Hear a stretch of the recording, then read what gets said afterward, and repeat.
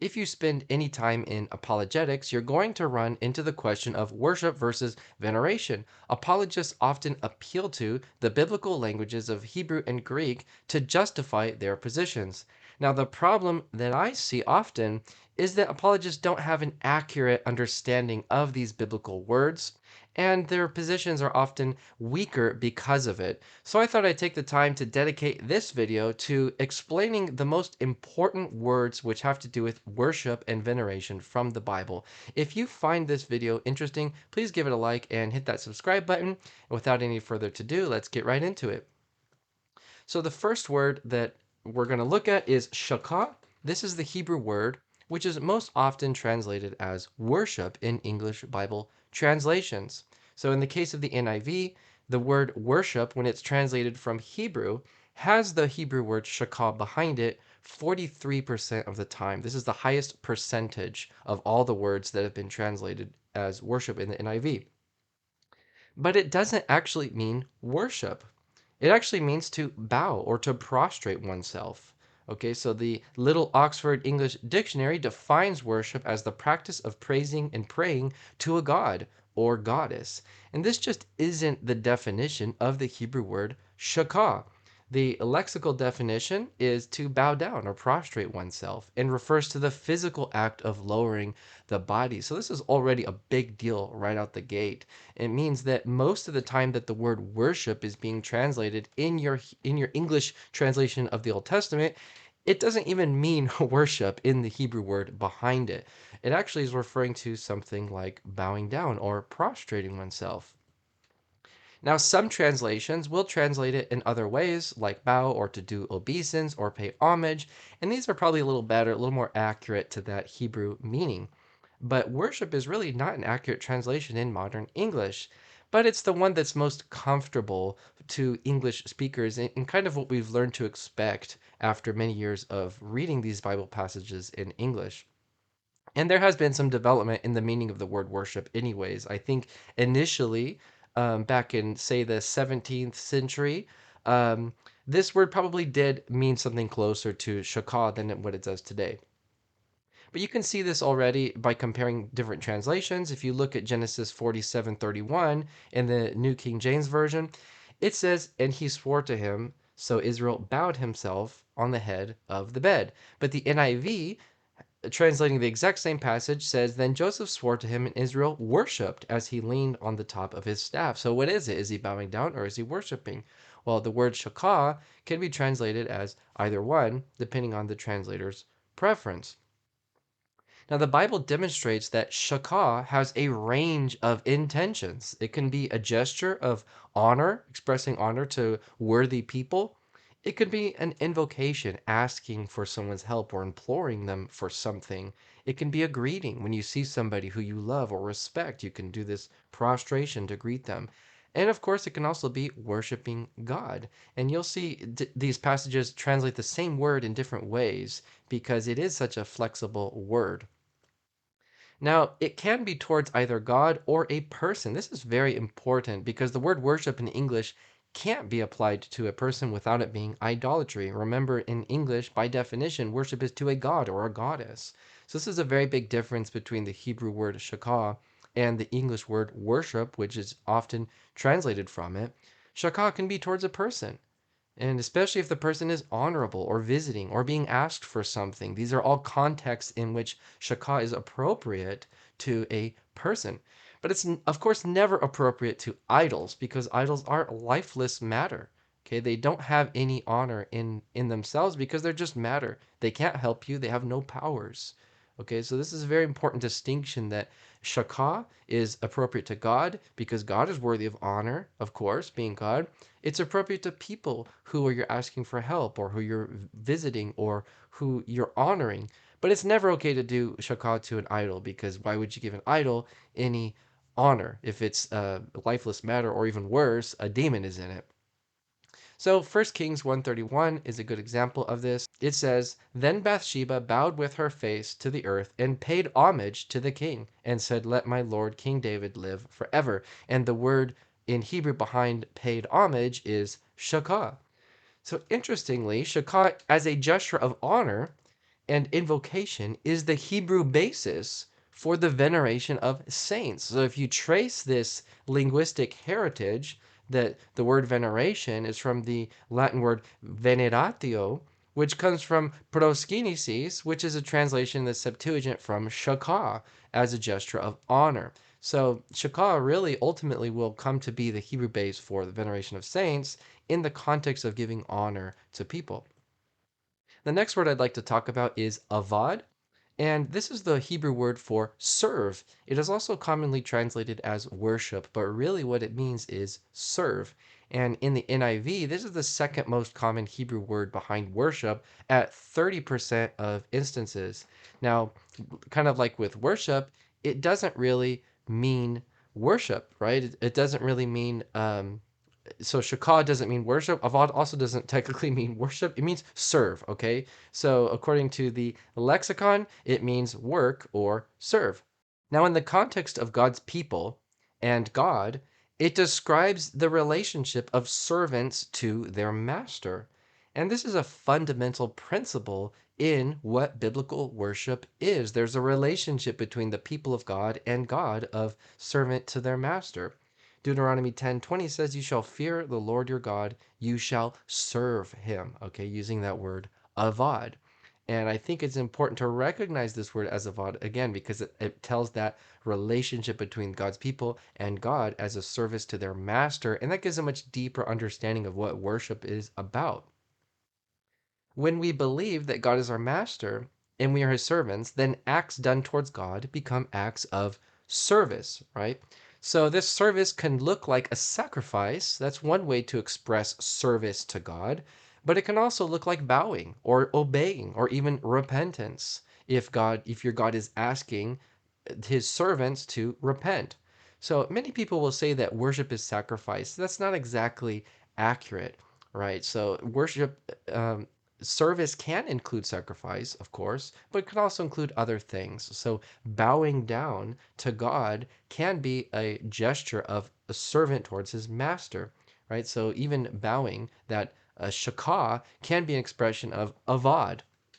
So worship in English is historically more associated with shakah, a gesture of ascribing glory and honor. Still, we serve God, and our service includes sacrifice, but our service to God is not sacrifice alone. Okay, so there's some nuance here I'm trying to point out is that you have these two words in Hebrew, shakah and avad. One means to bow down, and one means to serve, and these are very commonly both being translated as worship. But when they kind of get compounded into worship, they lose their deeper meaning that shakah is an expression of honor towards God, but it can be an expression of service towards God as a expression of your service to God. Okay, so there's some nuance here. The next word that I want to talk about is kabod.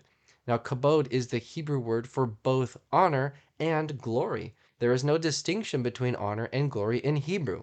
But these do get distinguished by the Septuagint translators and of course in English translation. So a lot of times you'll see verses about honor, sometimes you'll see verses about glory, but if you look at the Hebrew behind it, more likely than not, it's the same Hebrew word kabod. Okay, so the lexicon definition is kabod is abundance, honor, and glory. Now, kabod is from the Hebrew word kabad or kabed, which means heavy. Okay, so what does heaviness have to do with glory and honor? Well, the idea is if something is heavy, then it's abundant and it's rich. Okay, so the idea is abundance and richness. When you give somebody kabod, you're ascribing to them richness and abundance. So kabod is appropriate to God, of course, like in Joshua 7:19, it says, "Give glory to the Lord God of Israel." But it can also be towards honorable people, as we see in 2 Chronicles 32:33. It says, "So Hezekiah rested with his fathers, and they buried him in the upper tombs of the sons of David, and all Judah and the inhabitants of Jerusalem honored him at his death." And the word honored there is kabod, the same word as glory in Joshua 7:19. So this word can go to humans who are honorable, and it can go to God, of course. The next word we're talking about is Yare. Yare means fear, very simply. The lexical definition is just fear. Now, in multiple places in the Bible, it commands us to fear God. Like in Deuteronomy 6:13, it says, "You shall fear the Lord your God and serve him." Now, in Hebrew and English, there is no distinction between relative fear, that's just your general fear, and the fear of God, that special reverence towards God. However, in Greek, there is a special word for fear of God, which is to God alone, which we'll be talking about a little bit later. So there's going to be a really interesting specific Greek word for fear towards God. But just keep this word Yare in mind because it's going to be important later when we start talking about Greek.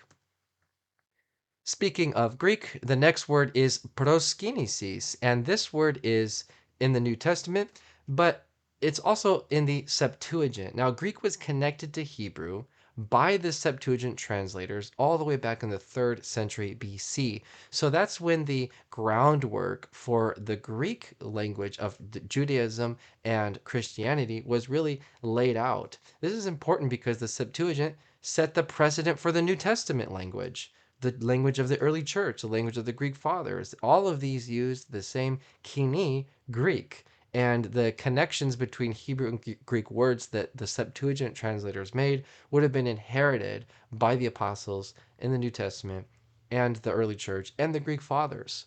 Okay, so this is very important when the Septuagint makes a linguistic connection. That makes a connection that's going to have ripple effects throughout all of church history, even to the present. Now, the Septuagint translators chose the word proskynesis for Shachah in Hebrew, and it means the exact same thing. So, this is a very simple connection. There's nothing complicated to it. These words have a very high 96% correspondence rate in the Masoretic text and the Septuagint. So, if you're reading the Hebrew Masoretic text and you see the word Shachah, there's a 96% chance that the parallel Septuagint translation of that passage has the word proskynesis there. So, very high correspondence rate. They essentially mean the exact same thing. And like Shachah in the Old Testament, proskynesis is the word most often translated as worship in English translations. But also, like Shachah, it just simply means to prostrate oneself or bow down. The lexicon entry for proskynesis is to fall down in worship, do obeisance to, prostrate oneself before, do reverence to, or welcome respectfully. So you see that similar range of meanings that it can have. It just means to prostrate oneself before, but it can be in the context of worship, or it could be a context of welcoming, or so on. And like Shachah, it can be a gesture of honor or invocation for help, and it's appropriate towards God or people under certain context. And we have one of these contexts towards a person in the New Testament, Matthew 18:26. The unforgiving servant does proskynesis to his master, invoking him for his help, his mercy. So, of course, it's never appropriate to idols. Idols are not worthy of honor. So, this exact same framework as the Hebrew word shachah. Now, the next words we're going to talk about are latria and dulia in Greek. Now, Hebrew has one word for service. We've already talked about it, avad. But Kine Greek has two words for service. So you'll notice this pattern that where Hebrew has a very simple, small vocabulary, Greek has a much bigger vocabulary. It's much more expressive and specific in the words that it uses. There's just a lot more Greek words than there are Hebrew.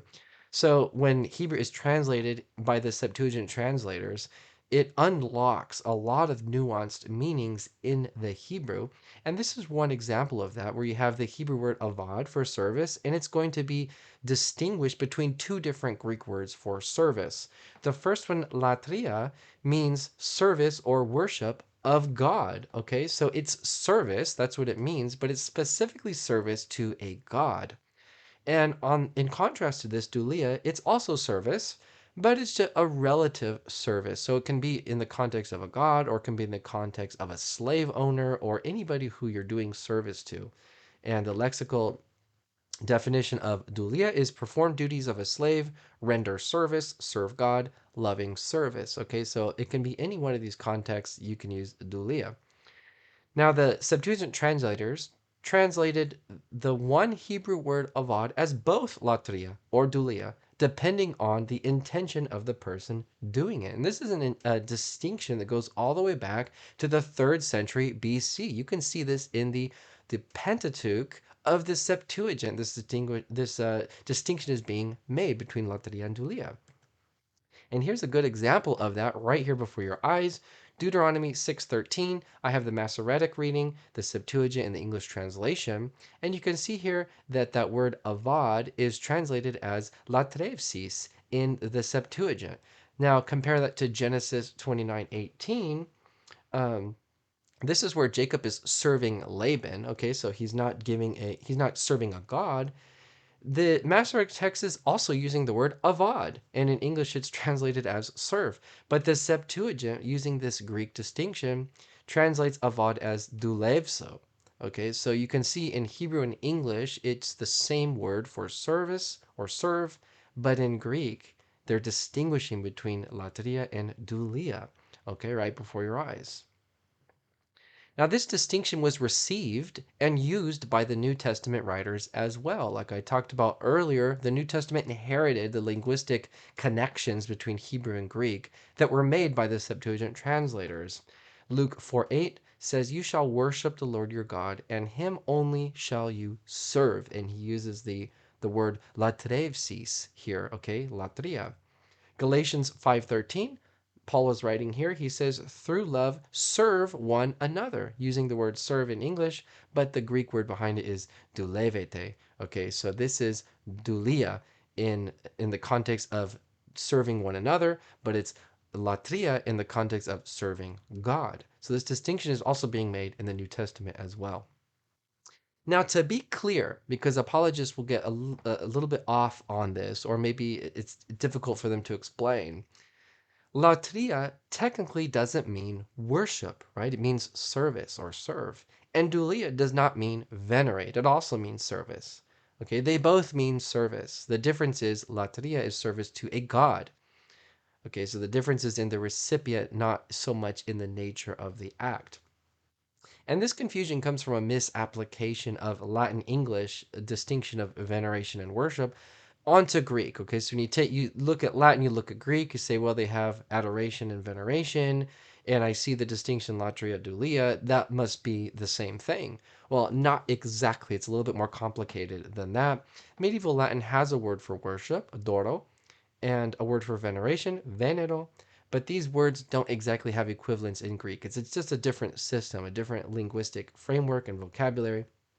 In Greek, technically, veneration and worship are both one word, proskynesis. Okay, so sounds a little bit confusing.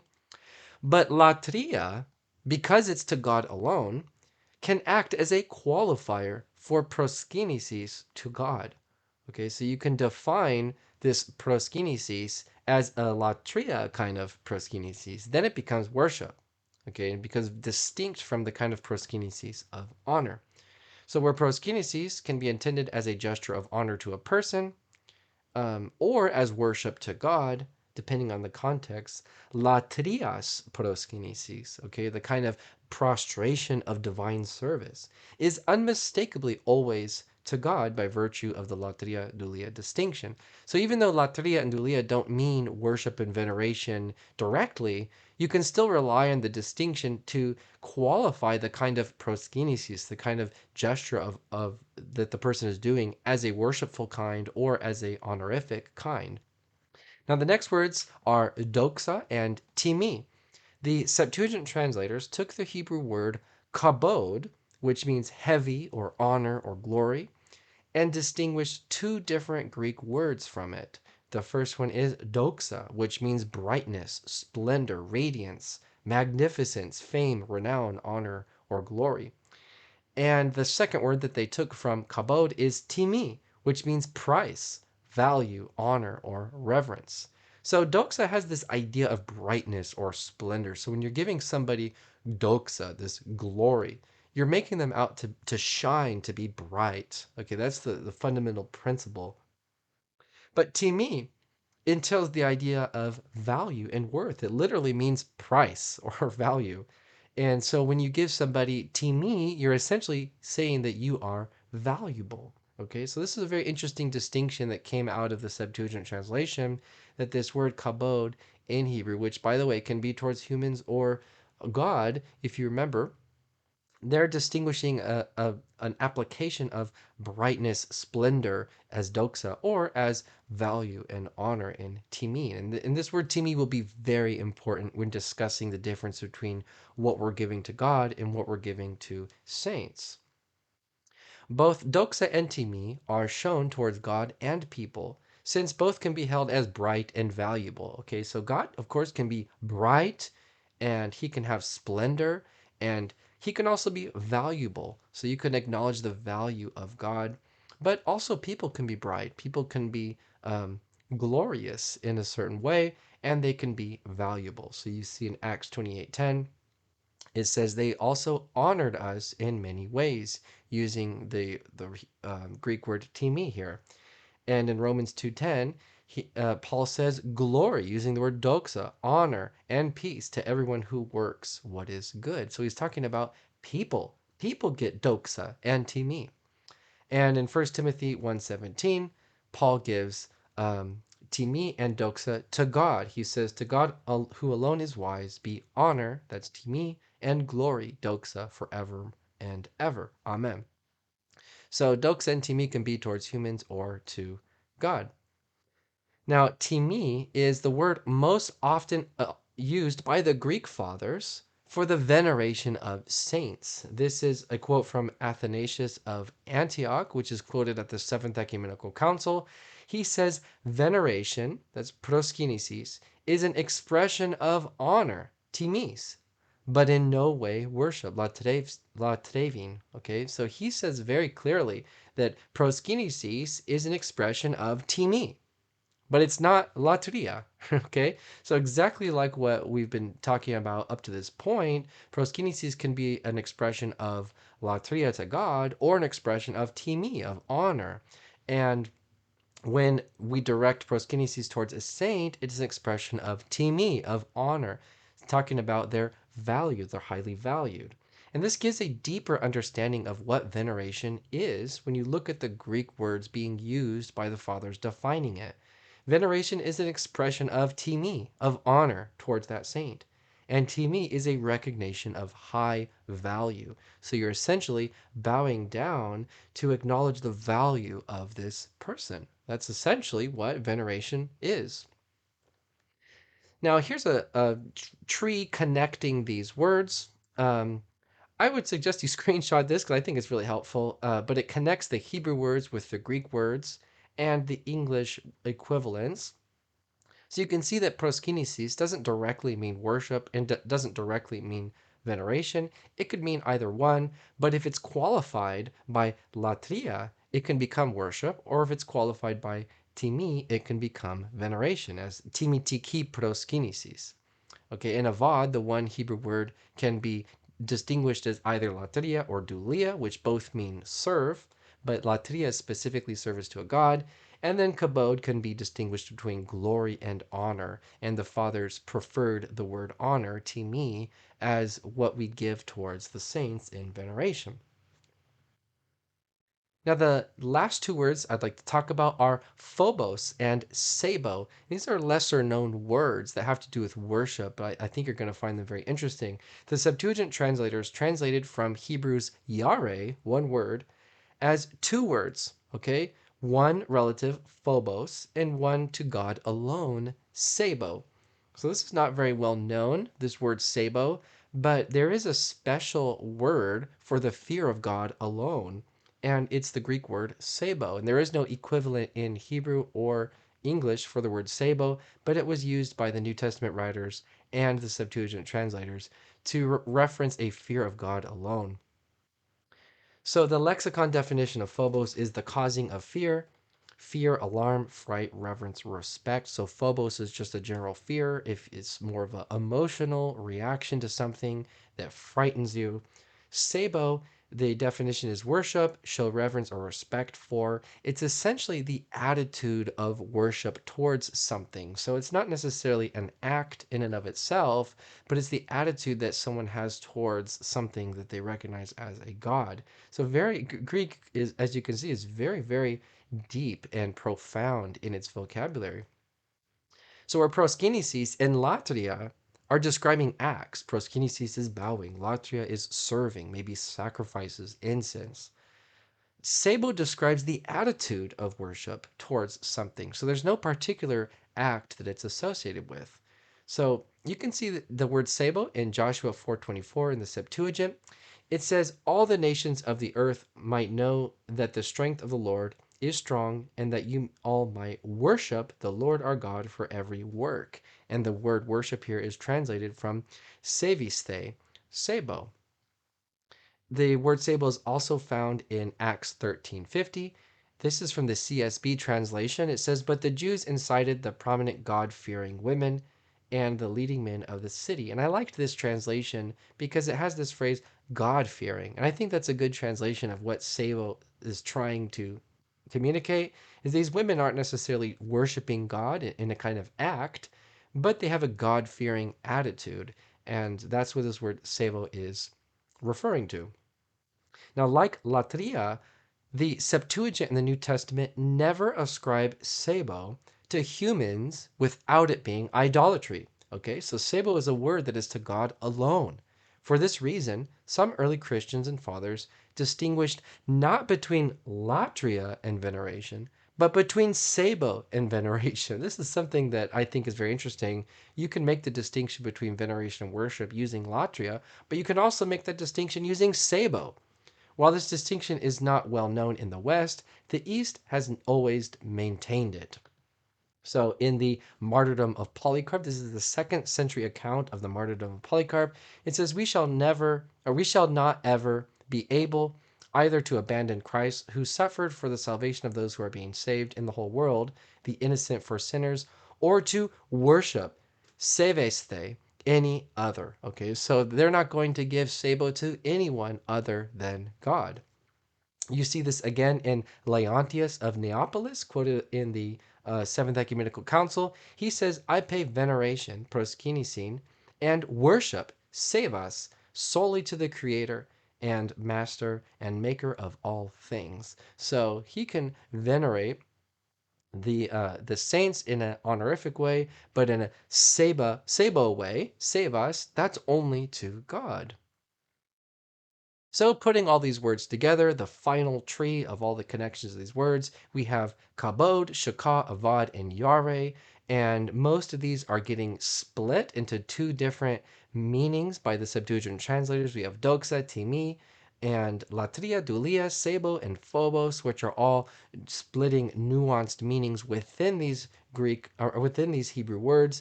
These distinctions are received by the New Testament writers and the Greek-speaking church. The Seventh Ecumenical Council is qualifying proskynesis to saints as timitiki proskynesis, using that word timi, and the proskynesis to God as latrias proskynesis, relying on the latria dulia distinction. And in English, these words most accurately translate as glory, honor, venerate, worship, serve, and fear. And to communicate proskynesis most accurately, you can make it very general, like do obeisance or bow down, which are neutral in their meaning. So that's what I have for today's video. If you found that interesting, please subscribe, hit that like button. Let me know if you have any questions or comments, and thank you for watching, and I will see you next time.